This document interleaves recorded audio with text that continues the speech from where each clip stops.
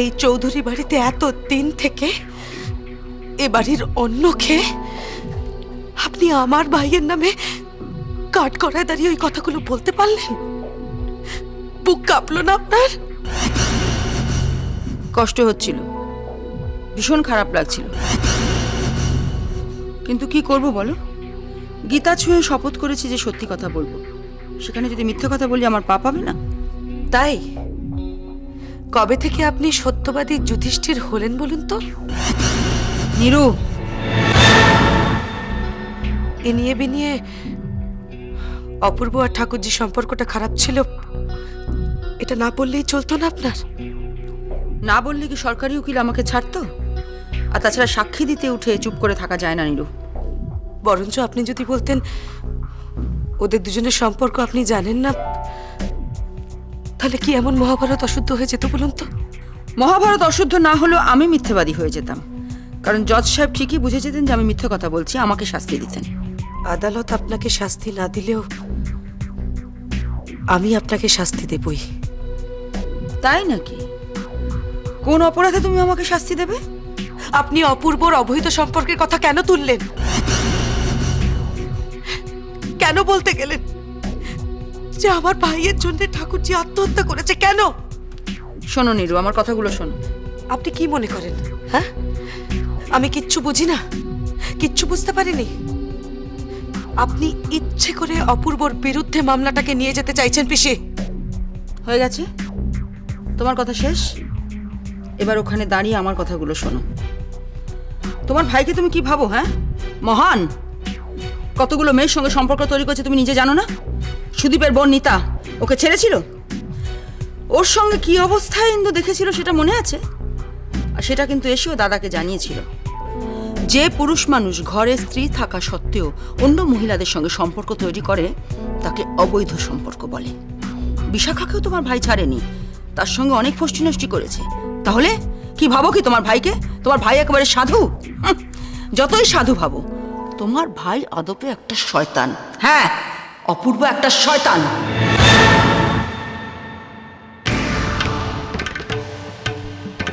অপূর্ব একটা শয়তান। হ্যাঁ, অপূর্ব একটা শয়তান। না, অপূর্ব শয়তান নয়,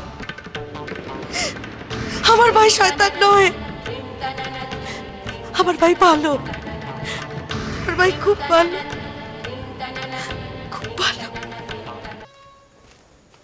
কিরে, তুই এখন এইভাবে বসে আছিস? যা যা যা, পোশাক পাল্টে হাত মুখ ধুয়ে কিছু খেয়ে নে। সারাদিন এত ধকল গেল, যা। বসো না বাবা, অনেক কথা আছে। শোনো, বিশাখার বিরুদ্ধে আমি আরও কয়টা তথ্য জোগাড় করেছি। এবার বোঝা যাবে কত ধানে কত চাল। শালিকে এমন ক্ষীর খাবো না বাবা, সারা জীবন ঢেকুর তুলে মরবে। ওদিকে সুখময় উকিল তো অপূর্বকে দোষী প্রমাণ করার জন্য একেবারে আদা জল খেয়ে লেগে পড়েছে। যে যাই বলছে সেটাই অপূর্বর খুনের প্রমাণ হিসেবে ধরে নিচ্ছে। বাবা, ও করবেটা কি বলো? ও তো সরকারি উকিল, চার্জশিট তো আমি বানিয়েছি অপূর্ব পিসের বিরুদ্ধে। এবার ওকে তো সেটা নিয়েই হতে হবে। তোর এতদিনের পরিশ্রম সব পণ্ড হয়ে যাবে। বাবা, তুমি এত তাড়াতাড়ি না হতাশ হয়ে যাও না, দেখো কিছু না কিছু একটা হবেই।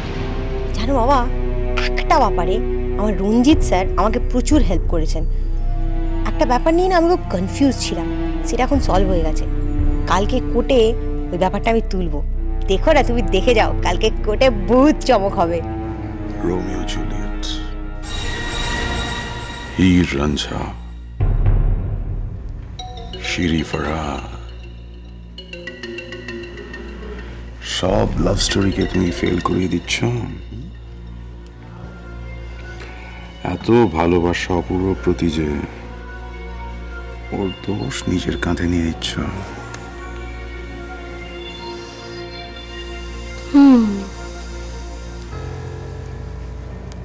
এখন বুঝতে পারবে না, অপেক্ষা করো, সময় এলে ঠিক বুঝতে পারবে।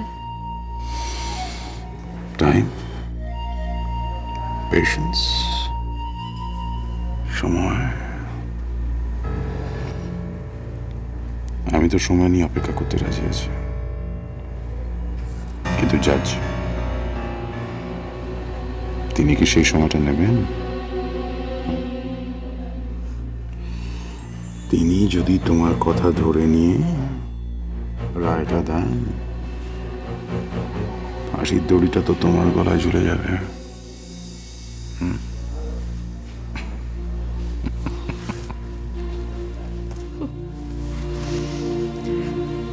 আমি যা করেছি একেবারে ভেবেচিন্তে করেছি। তুমি আমার চালটা এখনো বুঝতে পারোনি। তুমি তো একঘর লোকের সামনে বিচারকের উপস্থিতিতে গলা ফাটিয়ে চিৎকার করে বলেছো তুমি ইন্দিরাকে খুন করেছো। এরপর যদি অপূর্বকে ভালোবাসার কথাটা এস্টাবলিশড হয়, শোনায় সোহাগা, লোকে তো দুইয়ে দুইয়ে চার করে ধরেই নেবে যে অপূর্বকে ভালোবাসো বলেই তুমি ইন্দিরাকে খুনটা করেছো। এইখানেই প্রত্যেকে ভুলটা করছে। স্যাডলি তুমিও একই জায়গায় ভুল করলে। আমি গলা ফাটিয়ে বললেই প্রমাণ হয় না যে খুনটা আমি করেছি। এটা প্রমাণ সাপেক্ষ, এটা কোর্টে প্রমাণ করার দরকার আছে যে খুনটা আমি করেছি। বাট এটা এস্টাবলিশড যে আমি অপূর্বকে ভীষণ ভালোবাসি। কাজী কোর্টকে মিসলিড করার জন্য বড়জোর আমার কিছুদিনের শাস্তি হতে পারে, কারণ ইন্দিরাকে আমি খুন করেছি এটা কোনোদিনই কেউ প্রমাণ করতে পারবে না, তাই না? So what I am trying to do is, আমি কোর্ট এবং অপূর্ব দুজনের সিম্প্যাথি একসঙ্গে ড্র করার চেষ্টা করছি, এটা প্রমাণ করে যে খুনের দায়টা আমি নিজে মাথা পেতে নিচ্ছি। জাল বুনছো? গুড, জাল বোনো। বেরোবার রাস্তাটা জানা আছে তো? জাল কাটতে পারো তো? যদি সেটা না পারো তাহলে কিন্তু নিজের জালে নিজে জড়িয়ে যাবে, কথাটা মাথায় রেখো। কেন? কেন?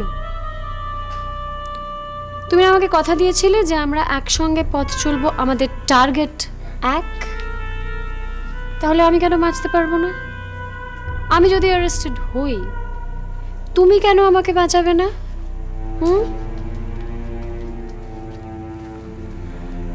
তার কারণ আমি তোমাকে কথা দিয়েছিলাম আমরা একসঙ্গে চৌধুরী বাড়ি ধ্বংস করব, কিন্তু আমি একবারও বলিনি যে তোমার খামখেয়ালিপনার শিকার হয়ে আমি তোমার জন্য ফাঁসি কাটে ঝুলব। শোনা, আর আমি জানি তুমি কোর্টে ওই স্টেটমেন্টটা কেন দিয়েছিলে।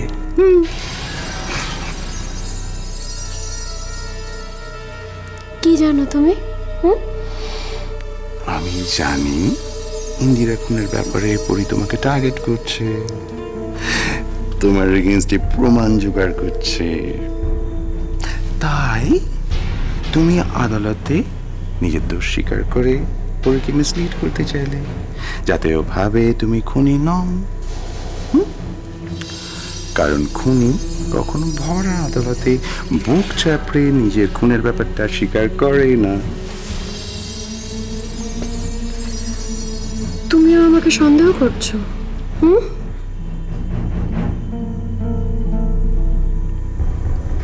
100%।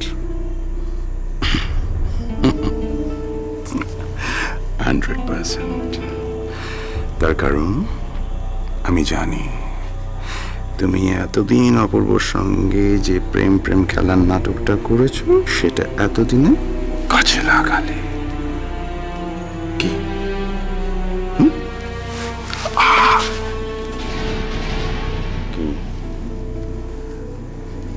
আমি ঠিক বলছি তো সোনা? What?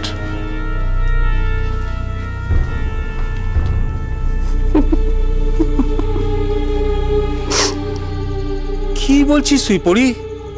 ওই দুলালি তো বিশাখার কাছ থেকে টাকা খেয়ে রাত্রিবেলা সদর দরজা খুলে রেখেছিল, আর তুই বলছিস দুলালদার টাকার দরকার ছিল, দুলালদা টাকা নিয়েছিল, সেটা ঠিক। আবার বিশাখার কথা মতন সদর দরজা খোলা রাখার কথা সেটাও করেছিল। কিন্তু একটা কথা ঠিক, যদি সত্যি ও খুনের সম্বন্ধে কিছু জানতো তাহলে ভেবলে গিয়ে কোর্টে কিছু তো বলতো। আমার মনে হয় না ও কিছু জানে। তাহলে খুনটা করলো কে? বিশাখা যদি সত্যি সত্যি খুন করতো তাহলে নিশ্চয়ই আদালতে দাঁড়িয়ে সেটা স্বীকার করতো না। কে আর যেচে নিজেকে দোষী সাব্যস্ত করে ফাঁসির দড়ি গলায় পড়তে চায়? তুমি এখনো না বিশাখাকে চেনোনি বাবা।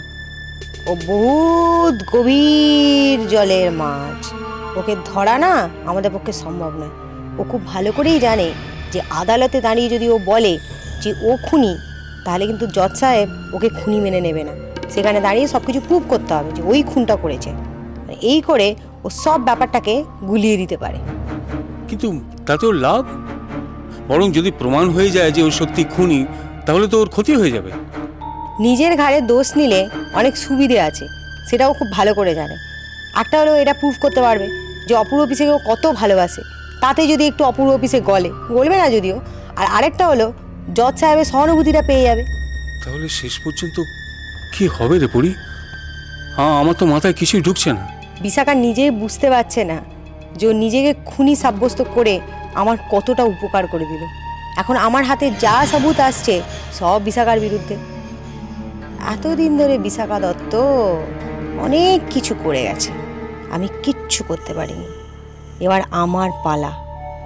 ওকে যদি আমি সরকারি জালে ঢুকিয়ে সরকারি দানা না খাওয়াতে পারি বাবা, আমার শান্তি নেই। ইওর অনার, আমি গতদিনের সাক্ষী দুলাল রাহাকে কিছু প্রশ্ন করতে চাই। Yes, proceed. Thank you sir.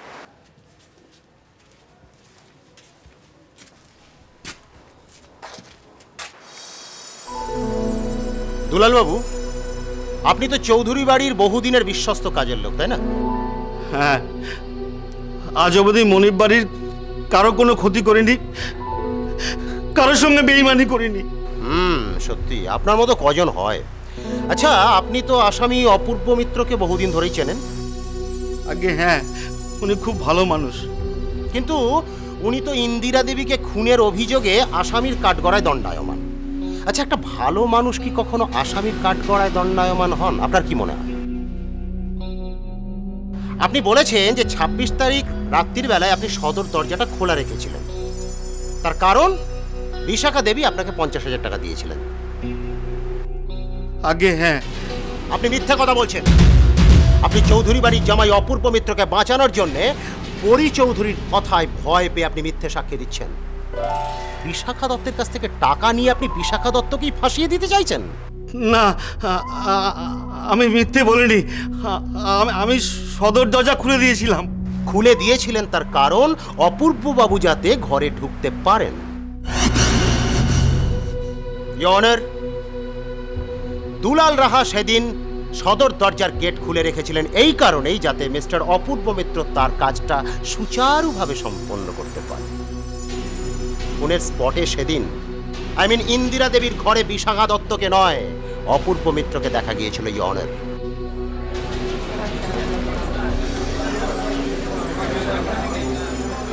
Order, order, order. Your honour, আমার লার্নেড ফ্রেন্ড মিস্টার গুপ্ত দুলালের সাক্ষীটাকে একেবারে চেঞ্জ করে দিয়ে অন্য মাত্রায় নিয়ে গিয়ে মিস দত্তকে বাঁচানোর চেষ্টা করছেন। কিন্তু এক্ষুনি আপনার সব ইচ্ছেতে ঝরঝর করে জল ঢেলে দেওয়া হবে। What do you mean? I mean যে আপনার দেবী বিশাখা দত্ত যে আসলে কিরকম মহিলা সেটা আমি আদালতে প্রুফ করব। ইওর অনার, অপূর্ব মিত্র যে খুনি নন এবং উনি যে ওনার স্ত্রীকে খুন করতে পারে না সেটা আমি আদালতে প্রমাণ করতে চাই। আর সেটা প্রমাণ করার জন্য আমি এসপি রঞ্জিত বাবুকে কিছু প্রশ্ন করতে চাই। দুলাল রাহা, আপনি নেমে দাঁড়ান। রঞ্জিত বাবু, আপনি কাঠগড়ায় আসুন।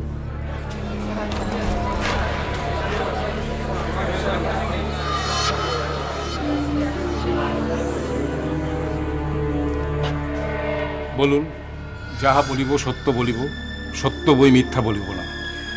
যাহা বলিব সত্য বলিব, সত্য বই মিথ্যা বলিব না। আচ্ছা রঞ্জিত বাবু, আপনি নন্দ সরকার নামে কাউকে চেনেন? হ্যাঁ। এই নন্দ সরকার কিরকম টাইপের মানুষ? নন্দ সরকার একজন হার্ডকোর সুপারি কিলার।